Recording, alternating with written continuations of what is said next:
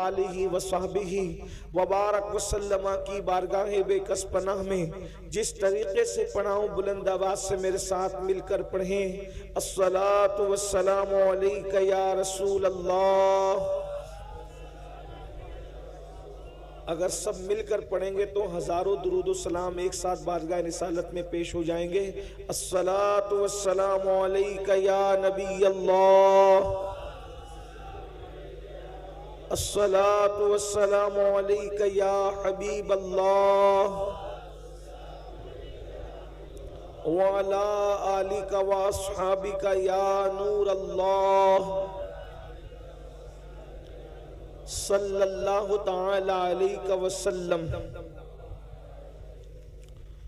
तूबा में जो सबसे ऊंची नाजुक सीधी निकली शाख, तूबा में जो सबसे ऊंची नाजुक सीधी निकली शाख, मांगू नाते नबी लिखने को रूहे कुदस से ऐसी शाख, मौला गुलबुन रहमत ज़हरा सिबतैन उसकी कलियां फूल, मौला गुलबुन रहमत ज़हरा सिबतैन उसकी कलियां फूल, सिद्दीक़ व फारूक व उस्मा हैदर हर एक उसकी शाख। आज की ये महफिल जवारे पीराने पीर में और जवारे मुर्शिदे महबूब यज़दानी में ज़िक्र शुहदाए करबला के उन्वान से ये महफिल मुनक्किद है और ये रात का आखिरी पहर है। लेकिन अहले बंगाल अपनी मिसाल आप हैं इसमें कि रात के आखिरी हिस्से में भी ऐसे बैठे हुए मुकम्मल चुस्त और पूरे हसासियत के साथ कि यूं लगता है कि जैसे अभी इशा की नमाज हुई है। यकीनन ये आप लोगों की मोहब्बतों को याद रखा जाएगा। और चूंकि फज्र का वक्त करीब है इसलिए मैं अपनी गुफ्तगू को, हमारे बेहतरीन नकीब महफिल ने ऐलान किया कि 1 घंटे का वक्त है, लेकिन मैं 1 घंटा भी नहीं उससे कम में बात समेटूंगा ताकि आप अपने घर पहुंचकर नमाज की तैयारी कर सकें। और वक्त को ख्याल रखते हुए हमारे मखदूम गिरामी शहजादे हुजूर गौसुल आलम हज़रत पीर तरीक़त सैयद शाह फैज़ान अशरफ साहब क़िबला मुद्दज़िल्लहुल आली ने बहुत कम वक्त लिया। इसी तरह हमारे भाई कारी हाफिज व कारी हज़रत मौलाना मोहम्मद अली फैज़ी साहब ने भी बहुत चंद अशार पढ़े, यानी सब ने कम टाइम कम लिया। तो मैं भी चाहता हूँ कि इन्हीं की सफ में मैं भी खड़ा होकर के अपना टाइम मुकम्मल करूँ। बड़ी नवाजिश आप लोगों की। मियाँ साहब ने टाइम की किल्लत को देखते हुए मवद्दत को बहुत मुख्तसर में बयान किया। अगर टाइम रहता तो मियाँ साहब मवद्दत को बहुत खूबसूरत लबो लहजे में बयान करते। वैसे मखदूम साहब के घर का बच्चा बच्चा खतीब है और मैं तो ये कहता हूँ खिताबत पर पूरी दुनिया गुरूर कर सकती है, घमंड कर सकती है, फख्र कर सकती है, सैयद नहीं कर सकता।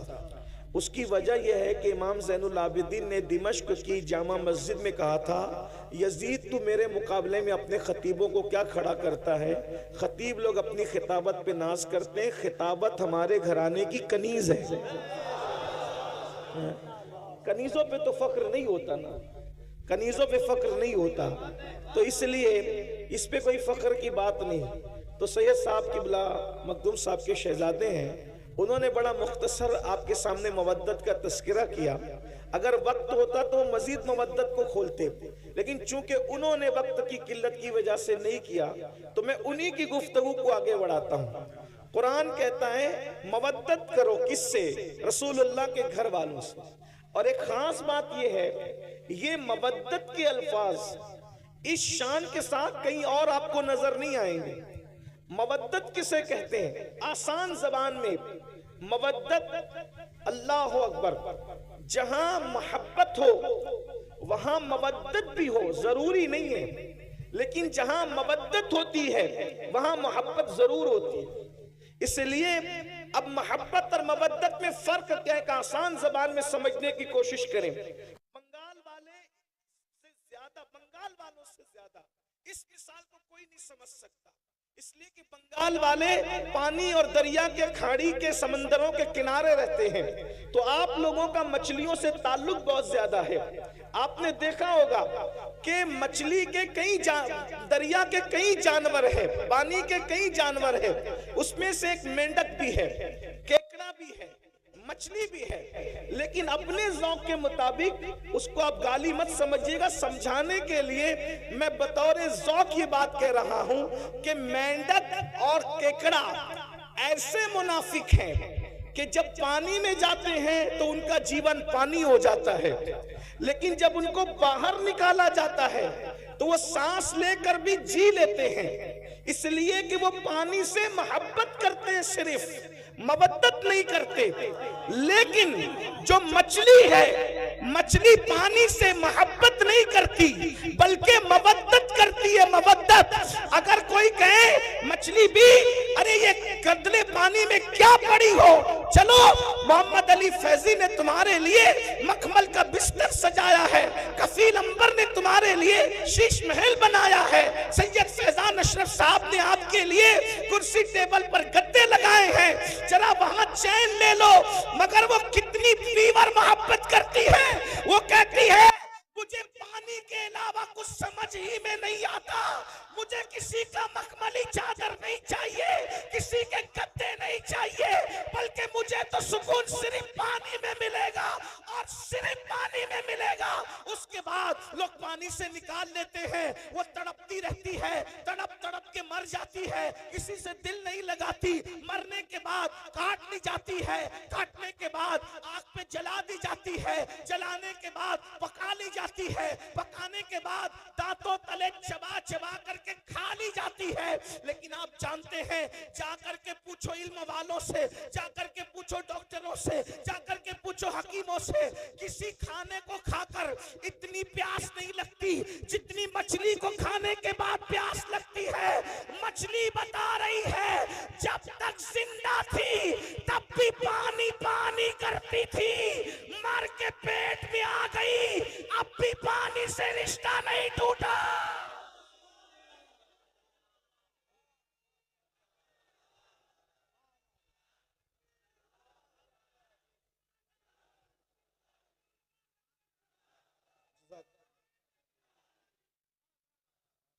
मरने तक ही मोहब्बत मोहब्बत वालों का रिश्ता मरने तक ही नहीं रहता, मरने के बाद अब मेरे ज़ौक़ के मुताबिक सुने, अरे कब्र के पेट के कब्र में चली गई, पानी मांग रही है, कट गई, पानी मांग रही, मर गई, पानी, क्योंकि पानी से क्या है, मवद्दत है, मवद्दत। अरे नादान, मछली अगर पानी से मवद्दत कर ले तो पानी के बगैर जी नहीं सकती। ये हुसैनी अगर आले नबी से मोहब्बत करे तो आले नबी के बगैर कैसे जी सकते हैं, आले नबी के बगैर कैसे रह सकते हैं, आले नबी के बगैर कैसे जिंदगी गुजार सकते हैं। और एक बात आपको बताऊं, अल्लाह अकबर, ये इतनी मोहब्बत करते हैं हुसैनी लोग आले पैगंबर से कि मर के कब्र में भी उनके बगैर नहीं रह सकते। जैसे मछली पानी के बगैर पेटों में नहीं रहती, वहां भी पानी पानी पानी करती है और इंसान को पानी पीना पड़ता है। अल्लाह ने मवद्दत का हुक्म दिया, लेकिन जानता है ना कि ईमान वाले मवद्दत करेंगे तो रहेंगे नहीं इनके बगैर। इसीलिए अल्लाह अकबर, आले पैगंबर को सिर्फ मदीने में नहीं रखा बल्कि जमीन के कोने कोने में फैला दिया। अगर तुम इनके बगैर नहीं रह सकते तो हम भी इनके बगैर नहीं रखेंगे। मुसलमानों का कोई मोहल्ला ऐसा नहीं होगा, कोई शहर ऐसा नहीं होगा, कोई गांव ऐसा नहीं होगा जहां पैगंबर मौजूद न हो।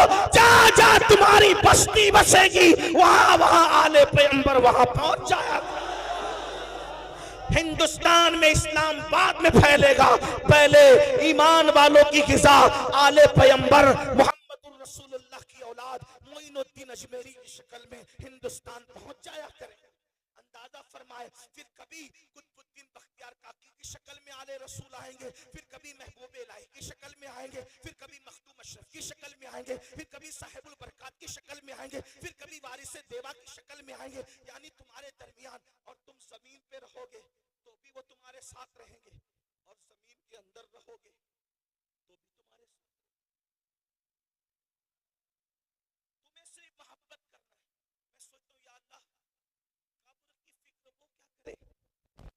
जिसके साथ नबी और आले नबी। हजरत अजमल सुल्तानपुरी ने क्या अच्छे मिसरे कहा था कि जब से मिला है दामन आले रसूल का, जब से मिला है दामन आले रसूल का, बेफिक्र हो गया हूं शफात की फिक्र से, बेफिक्र हो गया हूं, बेफिक्र हो गया हूं शफात की फिक्र से। क्यों फिक्र करें, बल्कि हुजूर शेखुल इस्लाम खुद ही कहते हैं किस लिए फिक्र करें, हश्र के दिन क्या होगा, किस लिए फिक्र करें, हश्र के दिन क्या होगा, सामने उनके जो होगा अच्छा होगा, सामने उनके जो होगा अच्छा होगा। अल्लाह अकबर। तो मवद्दत मोमिन करता है हुजूर की आल से, जिएगा भी उनके बगैर नहीं, मरेगा भी उनके बगैर नहीं। अब आपसे पूछता हूं क्या हम मवद्दत करते हैं? बात यह है, मेरे एक भाई ने, अल्लाह उनके हाथों को सलामत रखे, गाजी अब्बास के अलम के सदके उन्होंने हाथ उठा दिया। चले सभी उठा लेते हैं। अल्लाह पाक मोहब्बत करते हैं सब लोग, अल्हम्दुलिल्लाह मवद्दत करते हैं। अब यहाँ मुझे जो बात कहनी है, बात तो बहुत सी कहनी थी, लेकिन ये दुआ का वक्त है, तकरीर का वक्त नहीं है। लेकिन मैंने कमेटी वालों से कहा कि लोग क्या सुनेंगे रात के आखिरी हिस्से में, मगर ये मेरी गलत फहमी दूर हो गई कि और इलाके वाले अलग है, बंगाल वाले अलग हैं।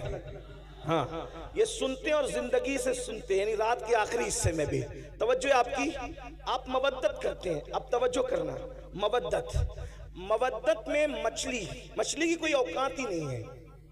आपके सामने आप अशरफुल मखलूकात है, आपके हमारे सामने मछली कोई औकात नहीं है। एक मछली है भाइयों, उसको दिमाग नहीं है। एक मछली है, उसके पास वो दिल नहीं है जो आपके पास। एक मछली है, उसके पास वो सोच नहीं जो आपके पास, क्योंकि मछलियों में कोई साइंसदान नहीं गुजरा, मछलियों में कोई डॉक्टर नहीं गुजरा, मछलियों में कोई इंजीनियर नहीं है, मछलियों में कोई फ्लाइट बनाने वाली कोई मछली नहीं है। मैं सिर्फ आपको समझाने के लिए कह रहा हूँ ये बात, बाकी सबको पता है, लेकिन मैं टाइम पास नहीं कर रहा हूँ, बहुत अहम नुक्ते की तरफ आपको ले जाना चाहता हूँ। लेकिन वो मछली ने मोहब्बत की, मुनाफिकत नहीं की, मछली ने मवद्दत की, मुनाफिकत नहीं की, तो उसको मखमली बिस्तर पे भी चैन ना आया, वो वहीं भी वहां तड़पती रही। निकाल के देख लेना, आप लोगों से ज्यादा मछली कौन जानता है? आपका बड़ा रिश्ता, इसलिए हम भी मछली पकड़ के लाए आज और मछली पर ही बात कर रहे हैं। और मिसाल दे के समझाना, ये सुन्नत इलाही भी और सुन्नत रसूल भी है, इसीलिए हम भी बंगाल वालों को देखकर मछली की बात कर रहे हैं। आप गौर करें, नरम गद्दों पे भी उसको सुकून ना मिला, पीर साहब की गोद में भी, पीर साहब आप बहुत बड़े पीर साहब हैं, आले, लेकिन हमने मवद्दत की है पानी से, इसलिए आपकी गोद में भी हमें नहीं मिले। मतलब कोई आ जाए कोई नहीं चलेगा, तवज्जो, मवद्दत में कोई आ जाए कोई नहीं चलेगा। बात समझ में आती है? कोई आ जाए कोई नहीं चलेगा, सिर्फ पानी। ठीक, बात समझ में आती है? अब आपसे पूछता हूं, मछली ने मवद्दत की पानी से, तो उसको कोई नहीं चलता। हमने भी मवद्दत की आले रसूल से, फिर हमें हीरो से कैसे प्यार हुआ? एक सवाल है, मेरा सवाल है, मवद्दत की है या केकड़े की तरह मुनाफिकत की है? मवद्दत की है या मेंढक की तरह मुनाफिकत की है? अगर हमारे दिल में वाकई इमाम हुसैन बस रहे हैं, तो नशा करना ये तो हुसैनियत नहीं है ना। फिर ये नशा आया कहां से हुसैनियों के दरमियान? पता चला जहां हुसैनियत होगी उस बस्ती में नशा नहीं होगा, और जहां नशा होगा वहां हुसैनियत नहीं होगी। इसलिए कि मछली से सीखा कोई नहीं चलेगा, तो नशा कैसे चल रहा है? ज़िना की फिल्में कैसे चल रही है? वहां पे इमाम अली मकाम ने आखिर में सजदा भी कर लिया, और हमारी जिंदगी में कोई सजदा ही नहीं। हम जलसे में तो 6 घंटा तन के बैठ सकते हैं, क्या हम नमाजों के लिए भी ऐसी टाइम निकालते हैं? क्या हमारा टाइम नमाजों के लिए भी ऐसे ही निकलता है? अगर ऐसे ही निकलता है तो मुबारकबाद के मुस्तहिक हो, और अगर ऐसे नहीं निकलता, मस्जिदें सूनी कर रहे हो, तो बड़ी माजरत के साथ बंगाल वालों, मवद्दत मोहब्बत का दावा इमाम हुसैन के साथ है, लेकिन आप बिल्कुल कूफा वालों के नक्शे कदम पर हो। फर्ज तक शायर ने कहा था कि दिल तो आले नबी के साथ है और तलवारें बनु उमैया के साथ हैं। बड़ी माजरत के साथ, कहीं ऐसा तो नहीं कर रहे हैं कि हमारे अल्फाज आले नबी के साथ हैं और हमारा किरदार यजीदी किरदार बन गया। बताओ, एक इंसान जो औरत पर कोई पाप की नजर डाले, अपनी साली पर, अपनी मोहल्ले की औरत पर, कोई चाहने वाली लड़की पर अगर पाप की नजर डाले, वो हुसैनियत के रास्ते पे कैसे हो सकता है? इसलिए कि वहां तो इतनी फनाहियत है, वहां तो इतने जज्बात हैं कि अल्लाह अकबर, अहलुल बैत अहलुल बैत अहलुल बैत। और अहलुल बैत ने जिसको चाहने का हुक्म दिया वही, अहलुल बैत ने जिससे मोहब्बत करने का हुक्म दिया वही, अहलुल बैत ने जिससे बरात का इजहार कर दिया, फिर वो कोई हो फिर वो उससे बरात कर लेते हैं। अहलुल बैत ने कहा सिद्दीक अकबर से मोहब्बत करना, वैसे ही मोहब्बत की जा रही है। फारूक आजम से मोहब्बत करना, वैसे ही मोहब्बत की जा रही है। उस्मान गनी से मोहब्बत करना, वैसे ही मोहब्बत की जा रही है। मौला अली से मोहब्बत करना, वैसे ही मोहब्बत की जा रही है। मौलाए कायनात तो ये तो असले सादात हैं,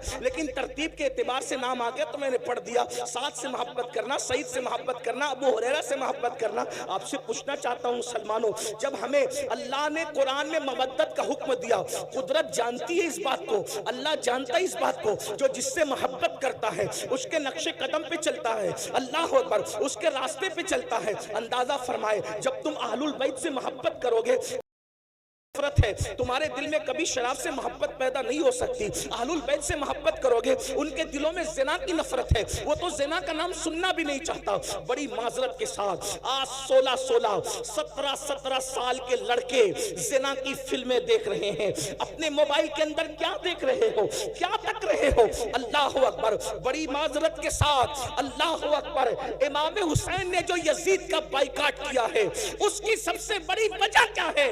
मेरे इमाम को नामे यजीद से सिर्फ नफरत नहीं थी, बल्कि किरदार यजीद से नफरत थी। मोहब्बत का तकाजा ये है, महबूब जिस चीज से नफरत करे उसे छोड़ दिया जाए, उसे तर्क कर दिया जाए। मुसलमानों, ये मोहब्बत सिर्फ नारों में नहीं होनी चाहिए, ये मोहब्बत सिर्फ जलसों में नहीं होनी चाहिए। ये वो मोहब्बत है, ये वो मवद्दत है जो जहन्नमी को जन्नती बना देती है। अल्लाह अकबर, ये वो मोहब्बत और मवद्दत है जो इंसान के नसब की हिफाजत करती है। अल्लाह अकबर, हम लोग तो बबांगे दुहल कहते हैं। अगर हलाली और गैर हलाली में फर्क करना हो तो अहले बैत का जिक्र छोड़ दो, अहले बैत का जिक्र छेड़ दो।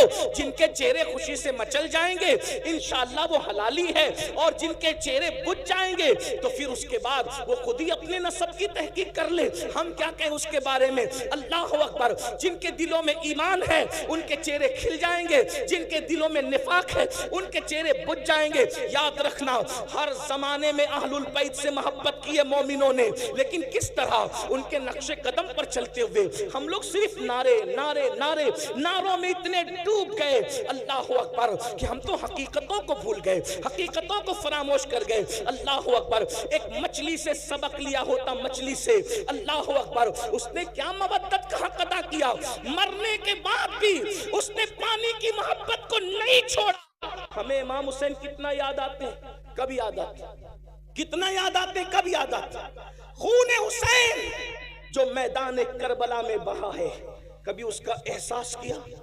मैं आपके सामने कोई शहादत नहीं पढ़ना चाहता, लेकिन एक बात रखना चाहता हूं। इतनी देर से बैठे हो तो हुसूल बरकत के लिए मैं एक शहादत आपके सामने पढ़ के सुनाना चाहता हूं। एहसास करो, मोहब्बत है ना, मवद्दत है ना, इस कुर्बानी को कौन याद करेगा? अल्लाह ने आपको भी औलाद दी होगी, अल्लाह की अता से हम लोग भी औलाद वाले हैं। थोड़ा गौर कीजिए, जरा तवज्जो कीजिए।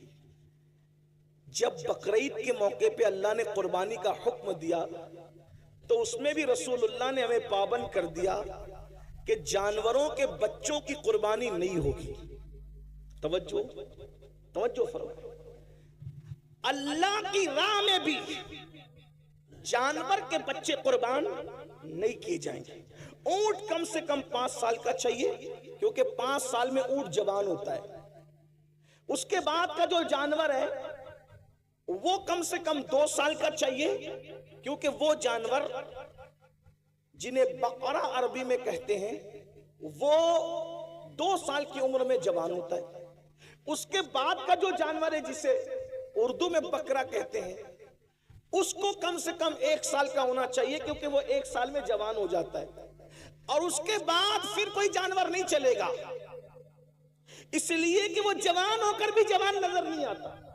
मिसाल के तौर पे मुर्गा नहीं चलेगा, क्योंकि वो जवान होकर भी जवान नजर नहीं आता, है ना। एक फलसफा मैं आपके सामने रख रहा हूं। हाँ, तो जो जवान दिखते हैं फिर उसके बाद तसुर्रुन नाज़रीन, जवानी ऐसी हो तसुर्रुन नाज़रीन के एक नजर में भा जाए, ठीक, लेकिन बच्चा नहीं चलेगा। अगर कोई बकरा 6 महीने का लेकर आए तो नहीं चलेगा, क्योंकि वो बच्चा है। यानी अल्लाह की राह में कुर्बानी करने के लिए कुर्बानी बच्चों पर नहीं होगी, जवानों पर होगी। बस इतना समझ में आ गया। लेकिन ये करबला है, एक तरफ अल्लाह का दीन है और एक तरफ जवान बेटे सब कुर्बान कर दिया। और जब 6 महीने का मासूम झूले में खेल रहा है, खेल क्या रहा था, हाय हाय, वहां तो खेलना ही नसीब कहां था, बल्कि खैमे का पानी बंद हो गया है। और शहजादा अली अकबर हमारे मुर्शिद, लोग शहजादा अली अकबर को बच्चा कहकर या बच्चा समझकर नजरअंदाज करते हैं। ये गौसे पाक के दादा हैं, जिसे अली असगर कहते हैं। इस एतबार से इनको सुना करो। उम्र 6 महीने की है, लेकिन चूंकि बाप का जो भाई होता है वो दादा ही होता है, इसका ख्याल रखना चाहिए। गरीब नवाज के दादा हैं ये इमाम अली असगर। आप ये ना समझे कि कोई छोटा बच्चा है, ये हमारे बड़ों बड़ों का दादा है, हमारे पीरों का दादा है, पीराने पीर के दादा है। इमाम अली असगर, शहजादा अली असगर पाक चूल्हे में है, और प्यास इतनी है कि प्यास की वजह से जबान बाहर करते हैं, और कभी हाथों को समेटते हैं और कभी हाथों को फैलाते हैं, कभी पैरों को समेटते हैं और कभी पैरों को फैलाते हैं। ऐसे में प्यास की शिद्दत जब शहजादा अली असगर को बेचैन करती है, और उस बेचैनी के अंदर इमाम अली असगर कभी कभी बेहोश हो जाते हैं, बेहोशी की कैफियत तारी हो जाती है। तो बंगाल वालों, ये तारीख करबला है कि जब साकिए कौसर के नवासे का बेटा प्यास की शिद्दत की वजह से बेचैन, बेकरार, मुस्तरिब होकर के बेहोश होता है, तो उस वक्त उनकी बेहोशी के बाद उस खैमे के अंदर इतना पानी भी नहीं होता कि उनके चेहरे पर छींटे दे करके उनको होश में लाया जा सके। जरा गौर फरमाएं, अल्लाह अकबर, इमाम हुसैन की मेहनत, करबला वालों की मेहनत, जरा अंदाजा तो फरमाएं, जरा गौर तो करें। अल्लाह अकबर, बहुत आसानी के साथ मस्जिदें छोड़ दे, मस्जिदें वीरान कर देते हो, नमाजों को तर्क कर देते हो, नमाजों को छोड़ देते हो, बहुत आसानी के साथ ज़िना की फिल्में देखते हो। कभी सोचा आले नबी ने दीन बचाने के लिए कितनी बड़ी कुर्बानी दी है, कितनी अजीम कुर्बानी दी है। अल्लाह अकबर, जवानों को तो कुर्बान कर ही दिया, लेकिन नन्हा सा 6 महीने का मासूम बचा, अल्लाह अकबर, पानी का बहाना था और असल शहादत का जाम पिलवाना था। सैयदा ज़ैनब पाक अपने भाई के पास आती हैं और आने के बाद कहने लगी, भैया ये 6 महीने का नन्हा सा बच्चा है, बेहोश होता है पानी के लिए, नर्म नर्म हंसलियों वाला बच्चा, भैया हमारे खैमे में पानी नहीं है, रोता है, हाथों को समेटता है, पैरों को समेटता है, पैरों को फैलाता है, अब इसकी प्यास नहीं देखी जाती। भैया एक काम करें कि इसे पानी पिला करके ला दें। अल्लाह अकबर, मेरे इमाम ने बहन को कभी ना नहीं कहा था। इमाम ने बहन से फरमाया, नहीं, मेरे खानदान की रीत नहीं है कि हम किसी से कुछ मांगे, कुछ तलब करें, हम देने वाले लोग हैं, हम किसी से मांगते नहीं हैं। अल्लाह अकबर, इतना सुनना था। बहन ने कहा, भाई आपको अम्मी फातिमा का वास्ता है, आप एक काम करें, उन ले करके जाएं, इसलिए कि ऐसे पानी तलब करेंगे तो शायद वो पानी न दें और कहें कि बच्चों के बहाने से तुम पी लोगे, तो कम से कम बच्चे को ले जाएं। बच्चा ले जाओगे, उनसे कहना अपने हाथ से पिला दें। आपको वास्ता आपकी अम्मी सैयदा फातिमा का है। जब माँ का नाम सुना तो सैयदना इमाम अर्श मकाम ने माँ के नाम का लिहाज करते हुए, माँ के नाम की ताजीम करते हुए अल्लाह अकबर नन्हे से मासूम को अपनी गोद में लिया। 6 महीने के लिए अस्कर है। बहनों की भी तवज्जो, आप सबकी तवज्जो, इसी पर मैं अपनी बात मुकम्मल करना चाहता हूँ। लेकिन जरा गौर करो, अहले बैत से मोहब्बत का दावा करने वालों, अहले बैत से इश्क का दावा करने वालों, अहले बैत से मवद्दत का दावा करने वालों, मुझे बताओ तो सही, अल्लाह अकबर, अगर किसी ने कुर्बानी देते देते, अगर किसी ने मेहनत करते करते 10, 20, 50 हजार रुपए खर्चा किए तो उसको एहसास होता है कि मैंने इतने खर्च किए थे मस्जिद बनाने के लिए, मदरसा बनाने के लिए, खानका बनाने के लिए, इसको पढ़ाने के लिए, उसको पढ़ाने के लिए। ये नबी का घराना है। जितने लाए थे मौला हुसैन सब कुर्बान कर गए। और आखिरी में जब 6 महीने का नन्हा सा मासूम बचा, उसको गोद में लिया। धूप कड़कड़ाती धूप थी, अल्लाह अकबर, चिलचिलाती धूप थी, करबला के रेगजार थे। ऐसे में मेरे इमाम ने अपनी आस्तीन का साया अपने बच्चे के चेहरे पे किया और उसके बाद पैदल यजीदियों की तरफ बढ़े। यजीदी आपस में बातें करने लगे, हुसैन बोझल कदमों से आ रहे हैं, हमारी तरफ आ रहे हैं। ऐसा लगता है कि कहीं हुसैन बैत के लिए तो नहीं आ रहे हैं। लेकिन मेरे इमाम जैसे उनके सामने पहुंचे, मौरखीन लिखते हैं, आपने फरमाया, देखो ये मेरा नन्हा 6 महीने का बच्चा है और ये प्यास की वजह से कभी हाथों को समेटता है, कभी हाथों को फैलाता है, कभी पैरों को समेटता है, कभी पैरों को फैलाता है। चंद कतरे इसको पानी पिला दो। अगर तुमने चंद कतरे इसको पानी पिला दिया तो इंशाअल्लाह क़यामत के दिन साक़िए कौसर के जरिए से इसका बदला मैं जरूर तुम्हें अता करूंगा। मेरे बच्चे को पानी पिला दो। जानते हो मुसलमानों, जिस आलुल बैत की मोहब्बत और मवद्दत की हम बात करते हैं, अल्लाह अकबर, वो 6 महीने का नन्हा मासूम जब मेरे इमाम ने हजरत इमाम अली असगर के चेहरे से अपनी आस्तीन हटाई, चिलचिलाती सी धूप थी, नन्हा सा बच्चा, नन्हा सा शहजादा पानी की वजह से रो रहा था, जबान को बाहर निकाल रहा था। अल्लाह अकबर, चेहरा जर्द पड़ चुका था। जब इमाम ने कहा, अगर तुमसे इख्तिलाफ है तो हमारा है, इस बच्चे से किसको क्या इख्तिलाफ हो सकता है? फिर ये तुम जिस नबी का कलमा पढ़ते हो उस नबी का शहजादा है, उस नबी की औलाद है, उस नबी की आल है। चंद कतरे पानी पिला दो, इसका सिला हम देंगे। अल्लाह अकबर। एक जालिम ने कहा, हुसैन हम पानी नहीं देंगे, इसलिए कि सांप का बच्चा भी सांप होता है। वो देखो फुरात कैसे मौजे मार रहा है, कुत्ते पिएंगे, सुअर पिएंगे, जानवर पिएंगे, न तुमको देंगे न तुम्हारी औलाद को देंगे।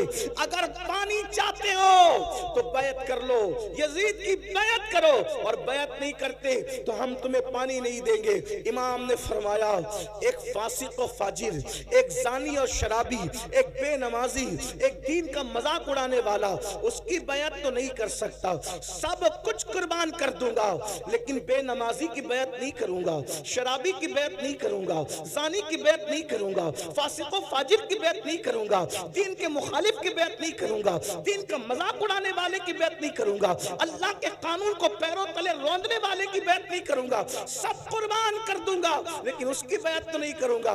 ये बातें हो रही थी। अल्लाह अकबर। शिमर और अमर ने जो है आंखों से इशारा किया हुरमला बिन काहिल को कि इस पे तीर चला दे। तारीख गवाह है। अल्लाह अकबर। बाज़ मुअर्रिखीन ने लिखा है कि कुछ ऐसे तीर मैदान में रखे जाते थे, जंग के मैदान में, जो घोड़ों पर चलाए जाते थे। चूंकि घोड़ों की चमड़ियां इंसान की चमड़ी से सख्त होती है तो घोड़ों पे चलाए जाते थे और उनके 3-3 मुंह होते थे, 3 मुंह होते थे। अल्लाह अकबर। इमाम अर्श मकाम के दिल पे क्या गुजरी होगी। करबला हर साल सुनते हो, बार बार सुनते हो, लेकिन कभी एहसास नहीं करते इमाम की मेहनत का, इमाम की हसासियत का, इमाम की कुर्बानी का। और मला बिन काहिल ने अल्लाह अकबर कमान पर तीर रखा, वही जो घोड़ों पे चलाया जाता था, और नन्हे 6 महीने के मासूम के हलक पर चला दिया और ये कहा हुसैन ले, आज के बाद तेरा बेटा फिर कभी नहीं रोएगा। बेटे के रोने का इतना ख्याल है, ले आज के बाद तेरा बेटा कभी नहीं रोएगा। और वो तीर चला तो नन्हे से 6 माह के शहजादे के हलक को चीरते हुए इमाम हुसैन के बाजुओं में बेबस्त हो गया, इमाम के बाजू में घुस गया। और घुसने के बाद क्या मंजर रहा होगा, मौरिख लिखता है 6 महीने के मासूम ने एक हल्की सी झुरझुरी ली, एक हल्की सी झुरझुरी, आवाज भी न निकल सकी। 3 दिन का भूखा प्यासा शहजादा, 3 दिन का भूखा प्यासा शहजादा एक हल्की सी झुरझुरी ली और बाप की गर्दन में आखिरी सांस लेकर के सांस टूट गई। जैसे ही सांस टूटी, मेरे इमाम ने अपने बाजू और अपने बेटे के हलक से जैसे ही तीर खींचा, ऐसा खून की फुहार निकली, अल्लाह अकबर, कि इमाम आली मकाम ने उस खून की फुहार को अपने हाथ में लिया और उसके बाद हाथ उठाकर कहा, अल्लाह 18 साल के जवान बेटे की कुर्बानी तूने कबूल कर ली, ये 6 महीने की बच्चे की कुर्बानी भी कबूल कर ले, इसके सिवा मेरे पास कुछ नहीं है पेश करने के लिए। और जब आप नन्हे से मासूम का लाशा लेकर मैदान से जब खेमे की तरफ आए तो सैयदा शहरबानो और सैयदा ज़ैनब आपस में बातें कर रही थी। देखो, हम तो पहले ही कह रहे थे, हुसैन पाक नहीं मान रहे थे, आखिर पानी दे दिया ना, इसीलिए तो बच्चे के रोने की आवाज नहीं आ रही है। जैसे ही मेरे इमाम अली अस्कर पाक का लाशा लेकर के पहुंचे आस्तीन में छुपा करके, तो सैयदा ज़ैनब ने कहा, देखो ना भैया, मैंने तो पहले ही कहा था ना कि बच्चों पर तो काफिर भी रहम करते हैं, उन्होंने पानी दे दिया ना। मेरे इमाम ने फरमाया, हाँ पानी तो मेरे बेटे ने पी लिया है, लेकिन यजीदियों के हाथों से नहीं, साकी कौसर अपने नाना के हाथों से पानी पी लिया है। जब अल्लाह अकबर, शहजादा अली असगर का छेदा हुआ हलक बीबियों ने देखा तो खेमे में कोहराम मच गया। अब आपसे पूछना चाहता हूं, मेरी कौम के जवानों, बताओ, इस कुर्बानी के बाद ये दीन हम तक पहुंचा, ये नमाजें हम तक पहुंची, ये इबादतें हम तक पहुंची, ये अल्लाह का कानून हम तक पहुंचा। अब बताओ, जिस वक्त हम मस्जिद को वीरान करते होंगे, नमाज नहीं पढ़ते होंगे, कब्र में इमाम हुसैन के दिल पे क्या गुजरती होगी, क्या गुजरती होगी। अगर तुम्हारे पीर और मुर्शिद सैयद हैं तो अपने पीर सैयद का दिल नहीं दुखाते, रोजाना हजारों मर्तबा इमाम हुसैन का दिल दुखा रहे, उसका क्या। जब तुम चेहरों से दाढ़ियां मुंडाकर कटरों में फिकवाते होंगे, उस वक्त इमाम हुसैन के दिल पे क्या गुजरती होगी कि मैंने 18 साल का जवान हमशबी पैगंबर इसीलिए कुर्बान किया था। जब तुम हराम खाना खाते होंगे, शराब पीते होंगे, ज़िना की तरफ जाते होंगे, गाने सुनते होंगे, फिल्में देखते होंगे, उस वक्त मेरे इमाम के दिल पे क्या गुजरती होगी। क्या मैं ये कह सकता हूँ, क्या मैं ये कह सकता हूँ, क्या मुझे कहने की आप इजाजत दे सकते हैं कि यजीदियों के तीर तो इमाम हुसैन के जिस्म पे चल रहे थे, हम कैसे हुसैनी हैं, हम तीर इमाम हुसैन के जिस्म पे नहीं चला रहे, हम तो ये दुखों के तीर इमाम हुसैन के दिल पे चला रहे। क्या मुंह दिखाओगे क़यामत के दिन इमाम हुसैन के नाना को, क्या मुंह दिखाओगे क़यामत के दिन इमाम हुसैन के बाबा को, क्या मुंह लेकर जाओगे। दीन से अपना ताल्लुक क्या रह गया। इमाम हुसैन ने बताया, एक तरफ अल्लाह का दीन हो और एक तरफ मासूम अली असगर जैसा 6 महीने का बच्चा हो, तो मैं दीन के सामने अपने बच्चे को नहीं देखूंगा, दीन बचाने के लिए मैं बच्चा भी कुर्बान कर दूंगा। और आज हम क्या कर रहे हैं, अल्लाह के दीन को पैरों तले कुचल रहे हैं, अल्लाह के दीन को पीठ के पीछे डाल रहे हैं। बताइए तो सही, हम यजीदियत के रास्ते पे कहीं ना कहीं चल पड़े हैं। इसलिए इतनी बड़ी कॉन्फ्रेंस जहां हजारों हुसैनी मौजूद है, सहाबा और अहलुल बैत के उशाक मौजूद है, मेरी गुजारिश है इस बात का एहसास करो कि हमारे लिए सबसे बड़ी चीज अल्लाह का दीन है, इस्लाम है, कुरान है, ईमान है। मेरे इमाम ने 18 साल का कड़ियल जवान शहजादे अली अकबर को कुर्बान कर दिया दीन के लिए, और हम 250 रुपए की चप्पल बेचने के लिए झूठी कसम अल्लाह की खा लेते हैं। कोई मोबाइल चोरी कर रहा है, कोई चप्पल चोरी कर रहा है, कोई सूद के धंधे कर रहा है, कोई हराम कारोबार कर रहा है। मुसलमानों बताओ दीन से अपना ताल्लुक क्या रह गया? याद रखना, दीनदारी अपने अंदर पैदा करो। आज भाई भाई में इख्तिलाफ है, ये क्या हुसैनियत है? भाई भाई में झगड़ा है, ये क्या हुसैनियत है? नहीं मेरे भाई, ये हुसैनियत नहीं है। हुसैनियत क्या है? करबला वालों की पहचान क्या है? अल्लाह अकबर। जब करबला हो गया, करबला होने के बाद इमाम ज़ैनुल आबिदीन पाक मदीने मुनव्वरा आ गए, आपकी शादी भी हो गई, कई दिन गुजर चुके। अल्लाह अकबर। कभी नहीं हंसे इमाम ज़ैनुल आबिदीन, कभी नहीं हंसे करबला के बाद, कभी नहीं मुस्कुराए, कभी ठंडा पानी भी नहीं पिया, कभी अच्छा खाना भी नहीं खाया, जल्दी सोते भी नहीं थे, रात दिन इबादत इबादत इबादत, रोना रोना रोना।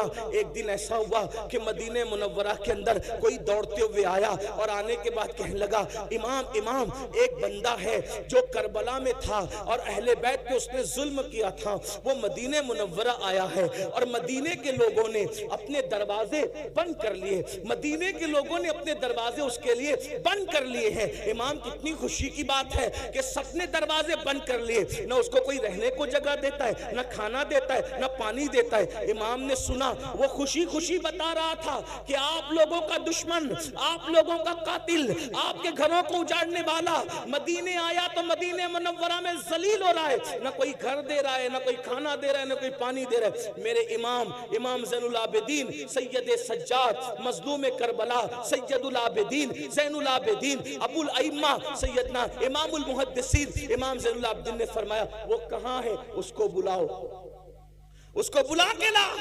ये हंसी की बात नहीं है, उसको बुला के ला। अरे वो कुछ भी है, मुसाफिर है ना, हमारे शहर में आया। कौन? कातिल अहले बैत, बुला उसको। वो आया, आने के बाद इमाम ने दस्तरखान बिछाया, उसको खाना खिलाया, उसको पानी पिलाया, फरमाया कितने दिन मदीने में रहोगे बता दो, रहने का इंतजाम हो जाएगा। वो खा पी करके इमाम को देख रहा था ऊपर से नीचे तक, और उसने कहा, अली, आपका असल नाम? अली इब्ने हुसैन, इमाम ज़ैनुल आबिदीन का असल। अली, शायद तुमने मुझे पहचाना नहीं, ये जो तुम एहसान पे एहसान किए जा रहे हो, तुमने मुझे पहचाना नहीं। इमाम की आंखों में खून उतर आया, और खून उतर आया तो मेरे इमाम ने फरमाया, ये जो मदीने वालों ने दरवाजा बंद कर लिया, इनमें से कोई करबला में नहीं था। जो करबला में नहीं थे उन्होंने तुझे पहचान लिया, मैं तो करबला में मौजूद था। तू वही है ना? तेरे ही कहने से मेरी फूफियों के और बहनों के दुपट्टे छीने गए थे। तू वही है ना? तेरे कहने से मेरे गले में तोप डाला गया था, मेरी पीठ पर ताशियाने मारे गए थे। तू वही है ना? तेरे कहने से मेरे भाई अली असगर के हलक में तीर चलाया गया था। तू वही है ना?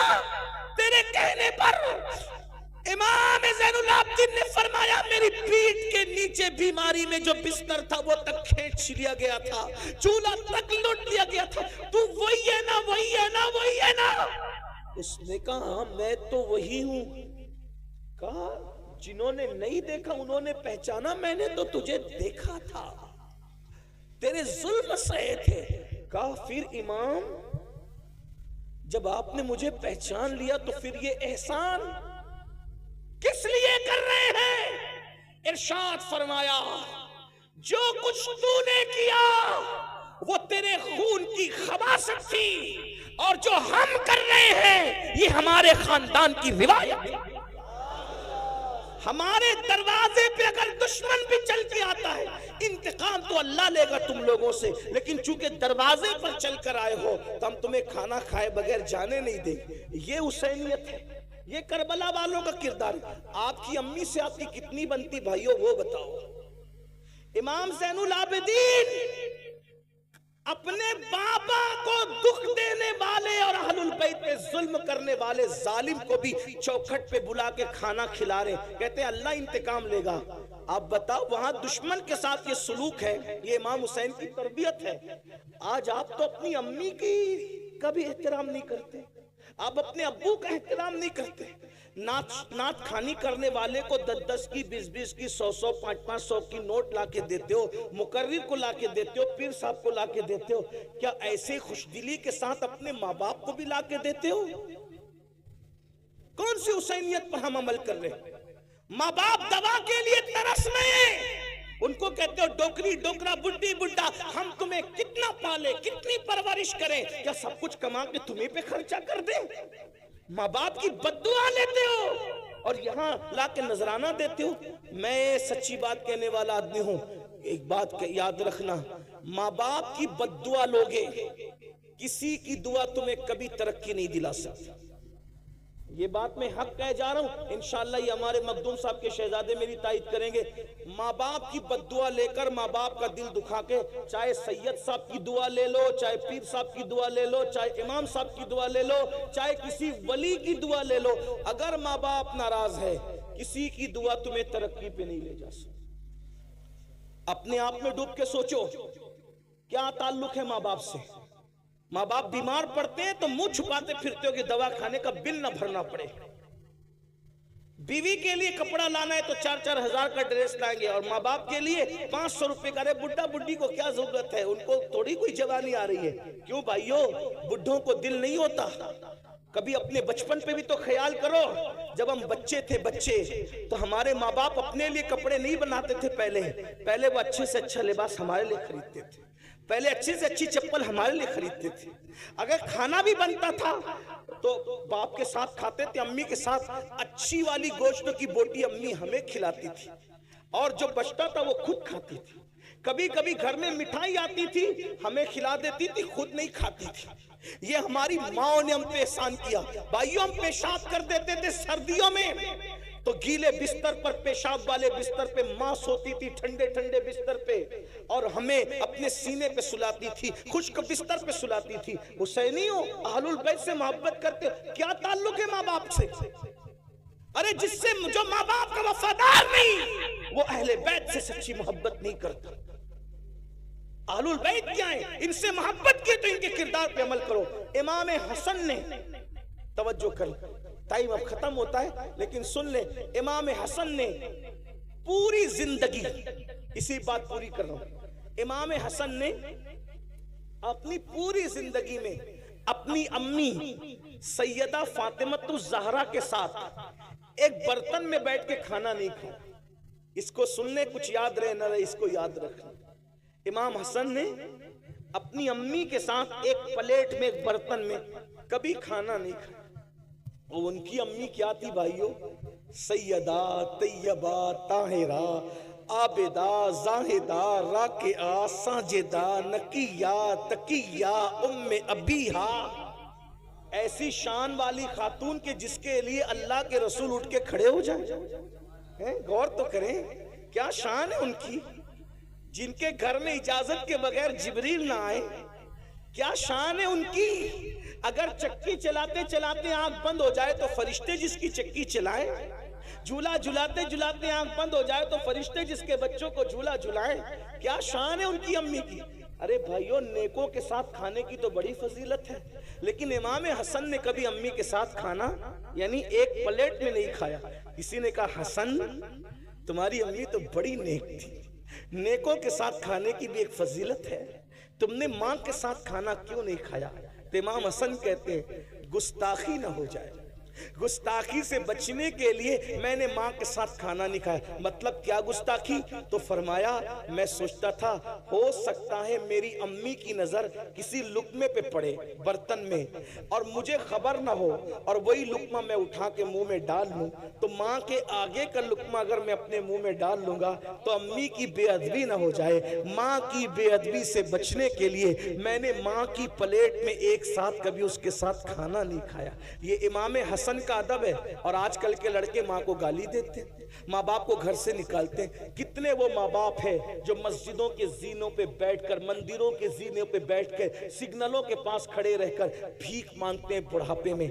आप यहाँ नजराना दे रहे हैं और आपके माँ बाप भीख मांग रहे हैं। मोहल्ले के अंदर शिकायत कर रहे हैं कि हमारे बच्चे हमें खाना नहीं देते, हमारी बहू हमें खाना नहीं देती। सोचो, ये अहलुल बैत की मोहब्बत नहीं। हम कहीं ना कहीं मुनाफिकत के रास्ते पे, यजीदियत के रास्ते पे चले। इमाम हुसैन ने तो माँ बाप से वो प्यार किया, वो दास्तान देखें। सरकार अली अकबर ने वो प्यार किया, वो दास्तान देखें। इमाम कासिम ने माँ बाप से वो प्यार किया, वो दास्तान देखें। सैयदा जैनब ने वो प्यार किया, वो दास्तान देखें। भाइयों, सिर्फ नारे हमें कभी काम नहीं आ सकते, नारे हमें निजात की तरफ नहीं ले जा सकते। मैदान अमल में आओ। अगर अहले बैत से मोहब्बत किए, सच्ची मोहब्बत करो उनके तरीके पे चल के। आखिरी बात कहने चला था, लेकिन एक आखिरी बात ज़हन में आ गई तो पेश कर दूं। अगर वाकई सच्ची मोहब्बत की ना अहले बैत से, अगर वाकई सच्ची मोहब्बत की, क्या सिला मिलता है अहले बैत की मोहब्बत। कौन ईमान पे मरेगा, कौन नहीं मरेगा, कोई गारंटी नहीं। लेकिन मेरे आका फरमाते, जो मेरी अहले बैत से मोहब्बत करेगा, उसका खात्मा इंशाअल्लाह ईमान पर होगा। और अगर बिस्तर पे भी मर जाए तो भी अल्लाह उसको शहादत का मकाम अता फरमाए। और फिर वो पहुंचेगा कहां मर के? अहले बैत से मोहब्बत करने वाला मर के कहां पहुंचेगा? कहां पहुंचेगा? आका इरशाद फरमाते, जैसे दुल्हन को सजा सवार कर दूल्हे के घर ले जाया जाता है, वैसे अहले बैत का मुहिब मरता है तो उसको सजा सवार कर दुल्हन की तरह जन्नत में ले जाया जाता है। कहां पहुंचेगा? इमाम यूसुफ नबहानी अपनी किताब में लिखते हैं, सुन लो, कि जब अमीर तैमूर उनका इंतकाल हुआ। अमीर तैमूर कौन? मुगल बादशाहों का मुरिसे आला। लोगों ने उनका नाम सुन रखा अमीर तैमूर का। अमीर तैमूर का इमाम यूसुफ नबानी लिख रहे, भाइयों मैं नकल कर रहा हूं उनकी बात को। अमीर तैमूर का इंतकाल हुआ। इमाम यूसुफ नबानी लिखते हैं कि उसके बचपने के दोस्त ने उसको ख्वाब में देखा कि तख्त बिछा हुआ है, उस पर अल्लाह के रसूल तख्त पे बैठे हैं और अमीर तैमूर हुजूर के कदमों में बैठा है। कहां बैठा है अमीर तैमूर? हुजूर के।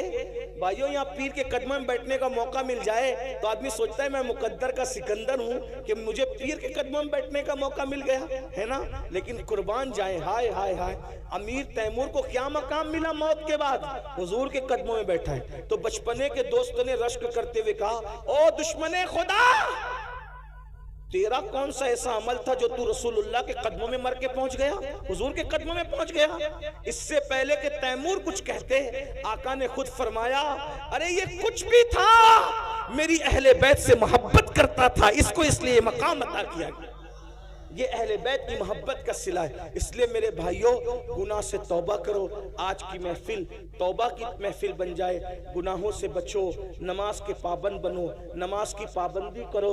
इसलिए कि इमाम हुसैन जब बेनमाजी यजीद से नफरत कर सकते हैं, हम नमाज नहीं पढ़ेंगे तो हमसे भी नफरत कर सकते हैं, हम शराब पिएंगे तो हमसे भी नफरत कर सकते हैं। इसलिए सच्ची तौबा करो, इमाम हुसैन को खुश करो, उनके नाना को खुश करो, उनके रब को खुश करो, राजी करो, अपनी जिंदगी को बदलो, तब्दील करो। और खास तौर पे अपने बच्चों को इल्म दीन सिखाते हो, सिखाओ, साथ ही साथ दुनियावी उलूम भी उनको सिखाओ, उनको एजुकेशन दो। कब तक के गुर्बत में जिंदगी गुजारोगे? कब तक अनपढ़ रहकर जिंदगी गुजारोगे? कब तक जिहालत की वादियों में जिंदगी गुजारोगे? अहले बैत का पैगाम ये भी है, उस पूरे घराने में कोई छोटा मोटा पढ़ा लिखा था नहीं, सब बड़े बड़े पढ़े लिखे थे, इसलिए सब इमाम हुए। इतने बड़े बड़े पढ़े लिखे थे कि इमाम आजम जैसे इमाम के भी उस्ताद अगर देखना है तो आपको अहले बैत के घराने में मिलेंगे। इमाम शाफई के उस्ताद देखना है तो अहले बैत के घराने में मिलेंगे। इमाम अहमद इब्न हंबल के उस्ताद, यानी उस्तादों की जिंदगी देखना है तो वो सब आपको अहले बैत के घराने में मिलेंगे। तो आप भी अपने बच्चों को पढ़ाइए, तालीम दीजिए। ये गुर्बत की जिंदगी से आपको निकलना पड़ेगा, इसलिए कि तालीम आम होगी, गुर्बत का खात्मा होगा। तालीम आम होगी, अच्छी सोच आम होगी। तालीम आम होगी, जराइम का खात्मा होगा, करप्शन का खात्मा होगा। ये मत सोचो कि हमारे बच्चों को हम क्यों पढ़ाएं, बच्चों को पढ़ाएंगे तो नौकरी नहीं लगती। मेरे भाइयों, हम नौकरी के लिए बच्चों को नहीं पढ़ाते, हम अच्छा इंसान बनाने के लिए अपने बच्चों को पढ़ाते हैं। इसलिए अपने बच्चों को पढ़ाइए। और एक बात आपसे कहता हूं, ये बुरा मत मानना, जितनी रकम आप जलसों पे खर्च करते हैं, जलसों के खर्चे कम करके उतनी रकम आप तालीम के नाम पे खर्चा कीजिए। इसलिए कि तालीम जरूरी है। पहली आयत जो आई है वो तालीम के हुक्म पर आई है, इक़रा बिस्मि रब्बिकल लज़ी। आप उलमा से सुनते रहते हैं, अपने बच्चों को एसएससी पढ़ा के, यानी 10वीं 12वीं पढ़ा के ड्रॉप आउट मत करो, निकाल मत लो, बल्कि उनको आला से आला तालीम दो।